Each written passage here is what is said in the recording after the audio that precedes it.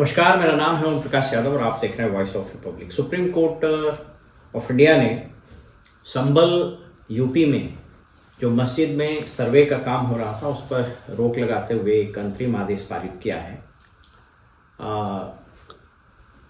इसके पहलू को थोड़ा समझने की कोशिश करें। आज इस पर एक व्यापक बात करने की हम कोशिश करेंगे कि ये पूरा मामला क्या है और इस देश में अगर आप देखें तो पाएंगे कि पिछले 4 साल के अंदर, इनफैक्ट जब 1919 में अयोध्या मामले में फाइनल वर्डिक्ट सुप्रीम कोर्ट का आया जिसने अयोध्या में राम मंदिर के निर्माण का मार्ग प्रशस्त किया, उसके बाद से मस्जिद में सर्वे कराने के पिटीशन की एक तरह से बाढ़ लग गई। कुछ इंपॉर्टेंट केसेस के बारे में आपको बता देते हैं। कुतुब मीनार दिल्ली 2021 में एक पिटीशन दायर हुआ कि साहब इसके नीचे देवी देवता का था और उसको तोड़ करके मस्जिद बना दिया गया कुतुब मीनार। हालांकि कोर्ट ने उसको निरस्त करते हुए कहा कि पुराने इतिहास को कुरेद कर शांति व्यवस्था भंग नहीं की जा सकती। जामा मस्जिद संभल, यहाँ पर दावा किया गया कि श्री हरिहर मंदिर को तोड़कर ये बनाया गया है। इसी के मुतल्लिफ मामला सुप्रीम कोर्ट में गया। अटावा मस्जिद जौनपुर, यहाँ इसके अलावा भोजशाला मध्य प्रदेश, शमसी जामा मस्जिद बदायूं, जामा मस्जिद फतेहपुर, अजमेर शरीफ की दरगाह, इस पर भी आ गया अभी हाल में। अब शाही मस्जिद मथुरा, जुम्मा मस्जिद मंगलुरु। इनफैक्ट जब श्री राम मंदिर जन्मभूमि पर जब सुप्रीम कोर्ट का फाइनल वर्डिक्ट आया था तो उसके बाद एक नारा कुछ लोगों ने लगाया कि अयोध्या तो अभी झांकी है, काशी मथुरा बाकी है। आपको बताते चलें कि इस देश का इतिहास और सभ्यता हजारों वर्ष पुरानी है और हिंदू धर्म और बाकी धर्मों में एक अंतर यह है कि चाहे वो इस्लाम हो, चाहे क्रिश्चियनिटी हो, चाहे जैनिज्म या बुद्धिज्म हो, उसकी स्थापना का कोई वर्ष तय है कि इस वर्ष स्थापना है। लेकिन हिंदुइज्म एक ऐसा धर्म है जो इवॉल्व किया है और दुनिया के सभी विद्वान इस मत पर सहमत हैं कि हिंदुइज्म विश्व की सबसे पुरानी धर्म है। यह देश विभिन्न तारीखों से गुजरा और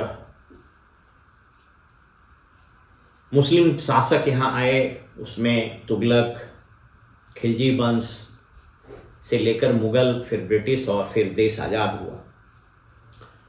हम उतनी पीछे की बात नहीं जाते हैं। 1991 में एक कानून आया, प्लेसेस ऑफ वर्शिप एक्ट, इन्हीं सब चीज़ों के मुतल्लिफ। क्योंकि इस बात से भी कोई इनकार नहीं करेगा कि मध्यकालीन भारत में जब मुस्लिमों का शासन हुआ तो कई मंदिर तोड़े गए, उस पर मस्जिदों का निर्माण कराया गया। और ये अमूमन मीडिएवल टाइम्स में दुनिया के अलग अलग जगहों पर होता रहा, क्योंकि उस वक़्त न तो कोई संविधान था, न मॉडर्न डेमोक्रेटिक कॉन्सेप्ट था, तो जिसकी लाठी उसकी भैंस, तो ये होता रहा। तो इस पर विराम लगाने के उद्देश्य से 1991 में प्लेसेस ऑफ वर्शिप एक्ट बना,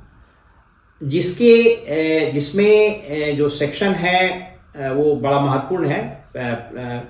सेक्शन 3 और 4 ये बड़ा महत्वपूर्ण है और कहता है कि साहब 15 अगस्त 1947 के तक जिस स्वरूप में भी, चाहे वो मंदिर रहा हो या मस्जिद रहा हो, तो उस पर छेड़छाड़ नहीं किया जाएगा। तो इस उद्देश्य से बनाया गया कि अगर ये झंझट कि हाँ मंदिर था, मस्जिद को तोड़ पर सर्वे कराया गया, तो एक अंतहीन सिलसिला का शुरुआत हो जाएगा। क्योंकि अब दुर्भाग्य कहें या जो कहें इस देश में मंदिर और मस्जिदों की संख्या कदाचित महाविद्यालय से भी ज्यादा है, और मंदिर और मस्जिदों के पास इतनी धनराशि है कि कई बार तो लगता है कि वो एक it has become an oasis in desert. South के कुछ ऐसे मंदिर हैं जहां लाखों करोड़ रुपए की संपत्ति है। तो असल खेल बेसिकली सब उसी का है। बहरहाल इस प्लेसेस ऑफ वर्शिप एक्ट को चुनौती दी गई सुप्रीम कोर्ट में, और उसके बाद ये संभल वाला मामला है। आपको पता है कि ऑल ऑफ ए सडन उसमें कुछ लोगों का ये मानना है कि ये पूरी साजिश रची गई, जिसमें कोर्ट भी शामिल था, वकील भी शामिल थे, सारे सरकार के तंत्र, एएसआई से लेकर के होम मिनिस्ट्री, कल्चरल मिनिस्ट्री जिसको पार्टी बनाया गया था, सब शामिल था। एक पिटीशन फाइल होता है, सब लोग अपीयर होते हैं और जज साहब सर्वे का एक डेट दे देते हैं और वहीं से फिर वो दंगा फसाद शुरू हो जाता है। देखिए, एक चीज समझने की आवश्यकता है यहां कि धर्म और आस्था ये निजी प्रश्न है। मैं किस ईश्वर को मानता हूं, मैं किस धर्म को मानता हूं, ये निजी प्रश्न है। और यह भी तथ्य है कि जो देश धर्मांधता में, और खास करके अभी जो आपको मैं वो बताना चाह रहा हूं कि जिस तरीके से जिन जिन मुल्कों में इस्लामिक फंडामेंटलिज्म या शरिया के कानून या इस्लाम का एक्सट्रीमिस्ट जो स्वरूप आया, वह देश नस्तानाबूद हो गया। अब पता नहीं दुनिया भर में इस पर चर्चा होती है या फिर इस समाज के लोग इस पर विचार विमर्श करते हैं या नहीं करते हैं, यह बताना बड़ा मुश्किल है। अभी पिछले सप्ताह सीरिया में लगभग 5 दशक से चला रहा शासन का अंत हुआ। राष्ट्रपति असद देश छोड़कर भाग गए और उन्होंने रूस में शरण ली है। अब वो आप देख लीजिएगा कि वो गृह युद्ध के आग में झुलस जाएगा। और इतना सुंदर देश, मतलब मैं जस्टिफाई नहीं कर रहा हूं कि असद सही था या जो HTS जो आया है उसका रिवोल्यूशनरी फ्रंट जिसने आज़ादी के लिए या उसको भगाने के लिए काम किया सही है, वो एक अलग विषय है। लेकिन इस्लामिक फंडामेंटलिज्म के चलते वह देश अब बर्बाद होगा। बांग्लादेश का उदाहरण ले लीजिए। बांग्लादेश जिस तरीके से 71 में हिंदुस्तान के मदद से, आर्मी की मदद से आज़ाद हुआ और पाकिस्तान के चंगुल से निकल करके एक स्वतंत्र देश बना और उसको धर्मनिरपेक्ष बनाया गया। बाद में मुजीबुर रहमान की हत्या हो गई 75 में और वह देश भी इस्लामिक कंट्री बन गया। और आपने देख लिया, शेख हसीना को मुल्क छोड़कर भागना पड़ा, भारत में शरण ली है और वह देश धीरे धीरे अब गृह युद्ध की ओर जा रहा है। फिलिस्तीन का मामला आप जान रहे हैं, फिलिस्तीन की क्या स्थिति है। उसके बगल में लेबनान, जहां क्रिश्चियन और मुस्लिम वो एक व्यवस्था के तहत एक बार मुस्लिम और एक बार क्रिश्चियन वहां के राष्ट्राध्यक्ष होते थे, वह भी फिलिस्तीन के युद्ध में भेंट चढ़ गया। आप इस तरीके से आप देखेंगे पाकिस्तान की क्या स्थिति है, आपने देख ली। आप यमन, उसकी स्थिति देख रहे हैं। कहने का तात्पर्य यह है कि जिन जिन देशों में रिलीजियस फंडामेंटलिज्म सर उठाता है, वहां की स्थिति बहुत खराब होती है।